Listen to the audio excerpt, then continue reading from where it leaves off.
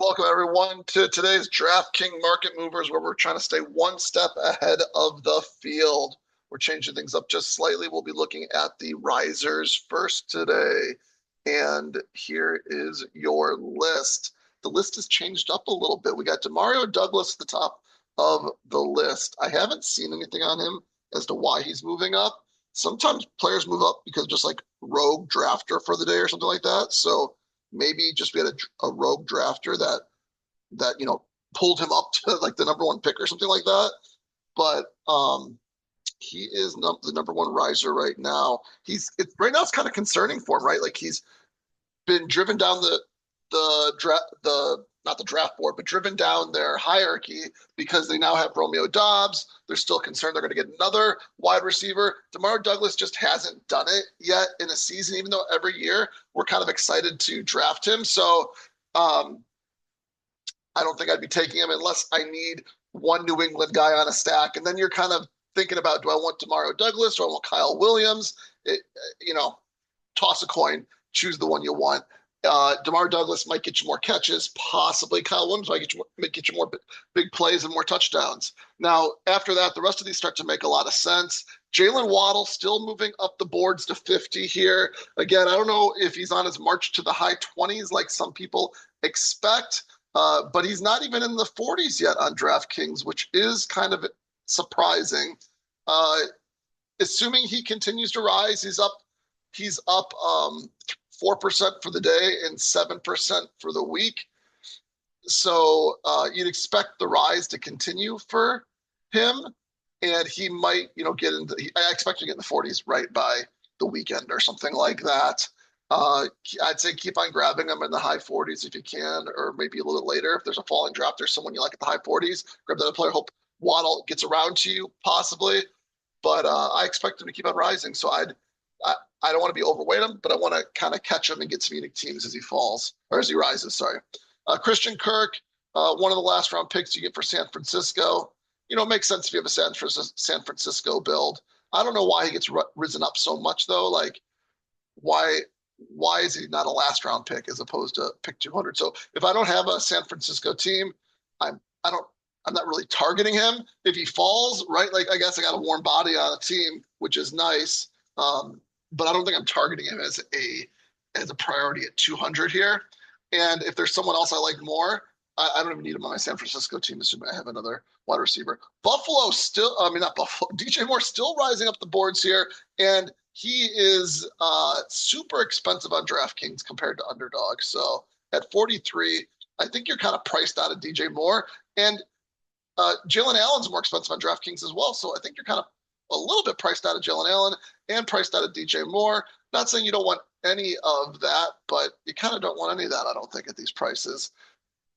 Next, we got Bijan Robinson. I guess he's just kind of, yo-yoing between going number one and going two. He went number one a little more this week compared to last week, basically. And I think actually Gibbs is on the fallers. It makes sense, right? Like if one of them's on the rise, it's because they're getting drafted more often at number one. The other one's getting drafted more often at number two. There was the hype for Gibbs just a week ago because not a week ago, like a couple weeks, like 2 weeks ago or whatever, because they didn't re-sign or they traded Montgomery. And now that the hype's kind of worn off, BJ Robinson is re-solidifying himself as the number one pick here, I guess. I think you're safe going either one, number one. I think it kind of makes sense to go Gibbs in some ways because you expect, I think you expect the Lions just to have a better team overall compared to Atlanta. And so there you got that. One thing I'm just thinking about right now as we're talking this through, again, trying to get better every day, is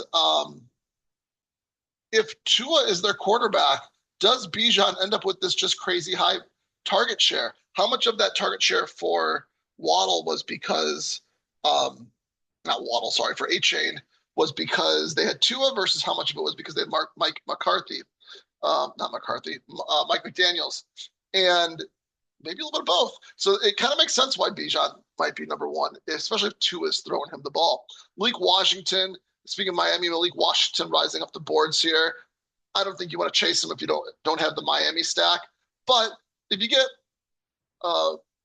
their quarterback, why not grab, I guess, their wide receiver here as well? He's their number one now. They got rid of Waddle, who's also rising up the boards, like we said up above. Kareem Hunt, not sure why he's rising up the boards. He doesn't have a team yet, and I don't know if another team's going to use him the same way KC did. KC, he had a pretty valuable role. He was getting goal line touches, or just the short yardage touches, and oftentimes those are at the goal line too. So Kareem Hunt had a role on KC. I don't know if he's going to have a similar role on another team. And the Chiefs like to pass the ball a lot too, and so maybe he got some catches, I think, in the backfield. Not that he was a big pass catcher, but he converted like every single third down that he ran for the most part. So they just kept on giving him to him on short yard situations. Bo Nix rising up the boards here. Now he's going before pick 100. He was going before like pick 104. So he's up 2% for the day and almost 5% for the week. And he's still down for the month because he started in the 90s apparently. And people were kind of not drafting him there. And I think he's kind of I think all these quarterbacks are overpriced. So again, especially at DraftKings, you just kind of got to take your QB and realize that you're not getting good value on that quarterback in general. Maybe try to push him where you can, but you're not getting great value either way. So if you can push him a little bit, just be happy they got better value than someone else. Chris Rodriguez rising up the boards. I think a lot of his value is kind of, at least the value you want is kind of squeezed out now. And that risk reward is starting to kind of probably balance out here. That being said, if he does become the starter on the team, you're still getting a lot of value here. It's just that the percent chance that he becomes the starter with a non-catching role and getting enough, like receiving role and getting enough points starts to become a little bit tough to pay off at this point now. But I think there might be still a little bit, according to some people who are still kind of grabbing like the 130s. So, take him around here. That being said, I don't feel as good about it as I did when you could get him in the 160s. Chig's still rising up the boards here a little bit. I think he's still a nice value at 166. He was always someone that you expected to do something in Tennessee. He really never did, but maybe this is his chance to do something on a team that has prioritized the tight end, and that Zach Ertz was pretty darn good. And if he wasn't, almost 40 years old or however old he was, one of the older tight ends, he probably would have even gotten more run as well. So I do like Chig. You can get him on your teams. Makes sense to draft Jaden Daniels because of this. It's a good pick. Jerome Ford, late round, last round dart throw, another running back for Washington. Now you got Rashad White, Jerome Ford, JCM. I don't know what to do here, but maybe take Ford if you want to, last pick, or don't. And Emmanuel Wilson now in the 170s, and I guess still rising here from the 170s. If Seattle, of course, drafts a running back early, that wouldn't be good for Emmanuel Wilson. But if Seattle doesn't get that running back early, and they don't sign Tank Bigsby or Brian Robinson Jr., it's probably a good sign for Emmanuel Wilson. He probably continues to rise from here at that point in time, as he might be the number one running back for the first half of the year or more, considering where Charbonnet injured his ACL. And there's always a chance that Emmanuel Wilson, if he is the starter, just keeps the job if Charbonnet can't come back or something, or doesn't look good when he comes back, something like that too. So there you go.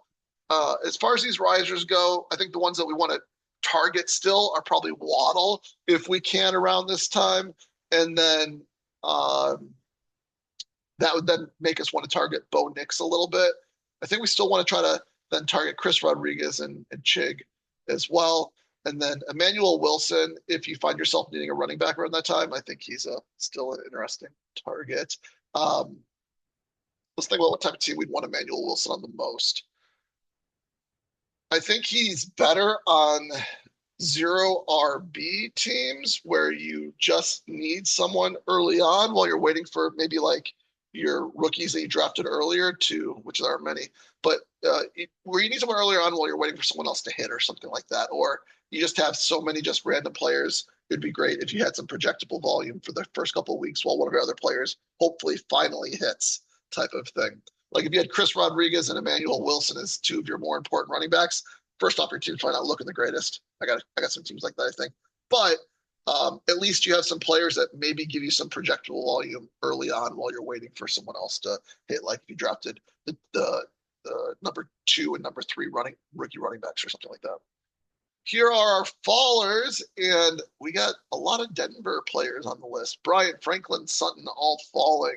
The fallers fall slower than risers rise typically, and you can see that here. Pat Bryant in the 180s, Troy Franklin in the 180s, Cortland Sutton got into the 70s now. I think a lot of people are expecting Bryant and Franklin to get into the 200s. I just think they're still good picks if you can get them late like that, because of how Denver has historically run their offense, and maybe they're still running it similar to like that.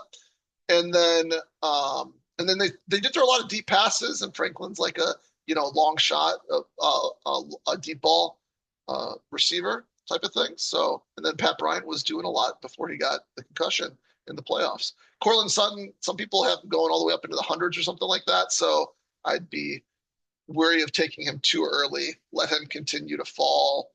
If you find him in a falling draft past 70 and it works for your team, I think maybe it makes sense because we don't know how far he's going to fall. And if he just fell into the mid to late 70s, that might be the right spot for him too. That being said, maybe there's other players that are more appealing around that range, or even after that, like the Pittsburgh wide receivers, things like that potentially. Omar and Hampton falling. This has to do with receivers that are running backs that are now getting drafted before him, and then some concern about them bringing Keaton Mitchell, and what does that mean for Omari and Hampton? If Hampton keeps on falling, I think that just means that I draft more and more of them. If he falls, the benefit would be you get unique teams. You get overweight on a first round draft capital running back who is pretty darn fast himself. Not saying he's Keaton Mitchell fast, or really he's not Keaton Mitchell quick is what it is. Keaton Mitchell is quicker, but as far as 40 time goes, I don't know how much faster Mitchell is. I'd have to look it up. Maybe I'd be proven completely wrong, but Hampton had a pretty fast 40 time himself.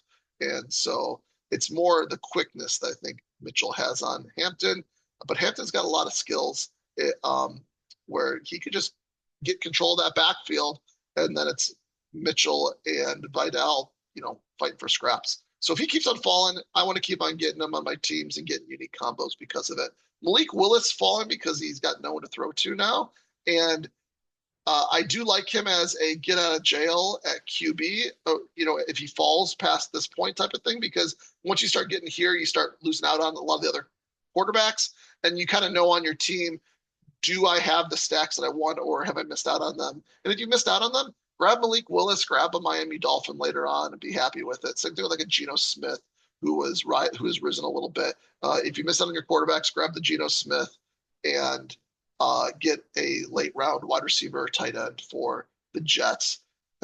Malik Willis, Geno Smith. I think Willis probably has a better chance of starting the whole season, but I don't think either of them has a guaranteed shot of them starting the whole season. So what's the difference between them? Maybe just the rushing for Willis. It really what it is. But Geno Smith, he can run too, more than you'd expect. Gibbs falling because Bijan Robinson's rising. There's your last Denver wide receiver, Marvin Williams, also falling, and he's kind of like a last round pick at this point in time. If you want to take him, he might not even be on Denver, or maybe one of the ones. But one of those guys is probably not on Denver. Maybe by the start of the year. Ladd McConkey falling as well. So maybe it's a Chargers thing here. Ladd McConkey falling. I think there's an opportunity to get unique as well, right? Like get some other teams with the Chargers on it. If he's falling right now, and you can see it's 4% for the week already, 12% for the month, and almost 2%, 1.5% for the day. It looks like this is a consistent thing. I don't think I want to be overdrafting someone like him, because there is a lot of concern with who else they have on their roster, and who they could bring on their roster. Like, do they bring Keenan Allen back? I mean, he's still not there, so every day he's not there. Maybe it's more likely that they don't get him. But he didn't play that well last year either. That being said, I think there's reasons to be excited about him too. Just how good he what his profile said he could be and what he's demonstrated he could be in his first year. So I think I still want to draft him. And if he keeps on falling down the boards, it's more reason to take someone like him and try to get even that like stack of Martin Hampton, Lad McConkey stack with um, Herbert is I think an exciting stack. If someone like McConkey keeps on falling down the boards, it gives you another reason to maybe draft more running backs earlier on, which is usually the safest play. Mac Jones is usually not getting drafted, and he's falling further because he's getting drafted. He's been less. I don't see him go in most drafts, and it's more likely he stays in San Francisco every single day. Juwan Jennings still doesn't sign, so what we're seeing is these free agents that haven't signed yet. People get less and less excited about them, which I think means that it's a better opportunity for you to draft those players on your team. Bucky Irving, now, we said this last time too, but very solidly now in the fourth round. Take advantage of it when you can. I'd let him keep on falling, though. You can see here 24, similar to Lad McConkey, 24% for the month, 11% for the week, 1%, a little over 1% for the day. I wouldn't be hammering him at 38 because they got such a odd backfield there now, like with grabbing Kenneth Gainwell, who kind of does a lot of things Bucky does. Wasn't a big fan of Gainwell, not still a big fan of Gainwell, but you could see this be some kind of really weird three-headed monster where no one really eats because of it. Jameson Williams falling, not sure why. I'll take him. But you can see he's been consistently falling too, at least for the whole month, 12%. So it's just been a little bit every single day, I guess. And now he's on the board as one of the bigger fallers also for the day. So I've seen Williams go to the end of actually, you can see it's 48 here. So I've seen him, I have seen him go to the fourth, maybe even the fifth round, I guess, as well. And, pairing him up with the Jamar Gibbs side of things. And even trying to get like their tight end as well as QB to get some kind of like super stack on Detroit or something like that. I can't imagine Jameson Williams goes too much farther than like 49, 50, 51. Like his ADP is probably not going to get much further because oftentimes if you are the Gibbs drafter, if you don't take him on in the fourth round, you're probably going to take him in the fifth round. Robinson rising up the boards a little bit because that one I got to fix here. He's not falling down the boards a little bit. He rose just because he got news of signing and then people don't get excited about it anymore. He's not on San Francisco anymore. Where is he? He is on, I'm having a hard time thinking which team he's on. He is on did he re-sign with? I thought he signed with someone else.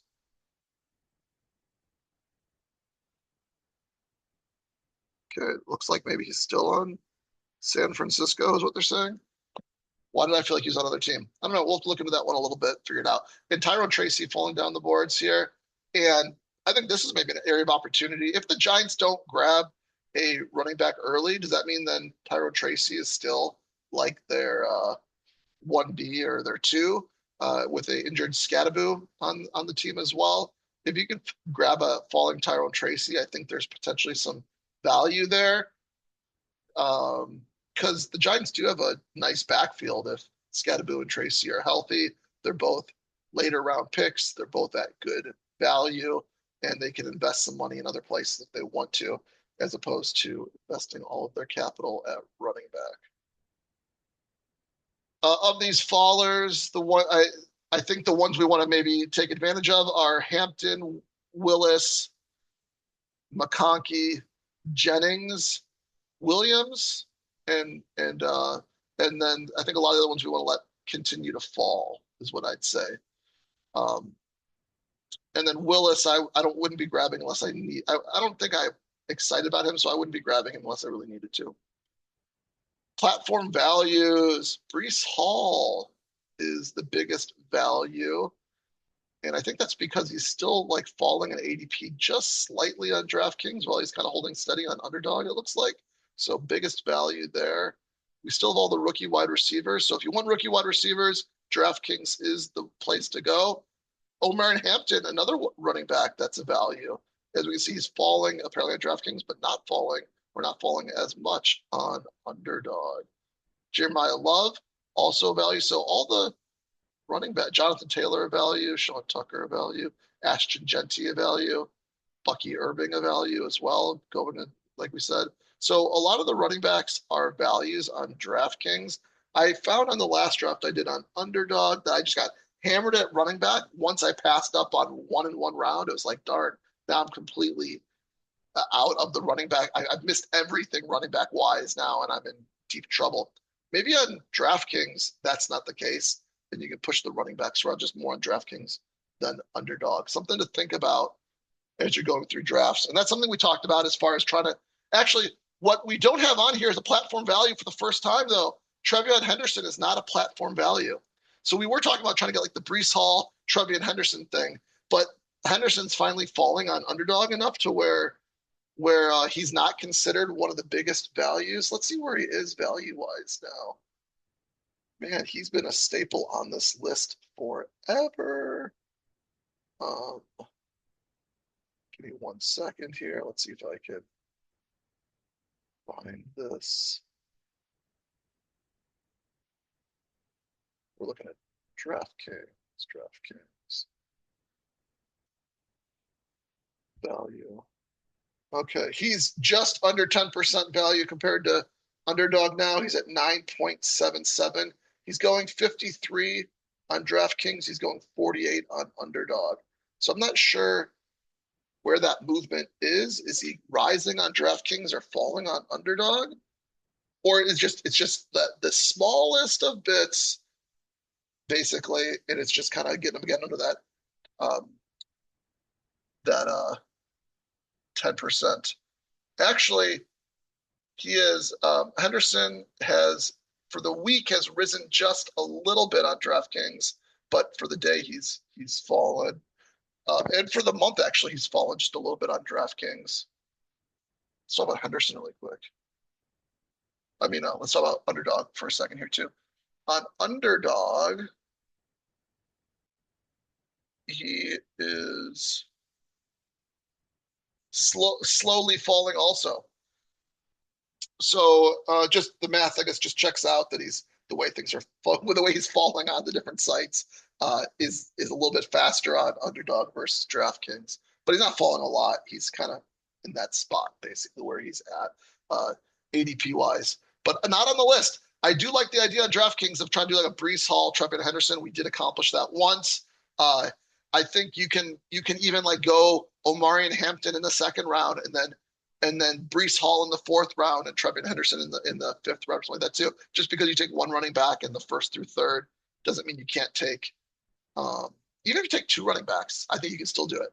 As long as you don't go three running backs, I think you keep that open as an option on DraftKings. I did it once, and I think it's something fun to shoot for, considering their profiles are receiving back profiles or heavier receiving running back profiles.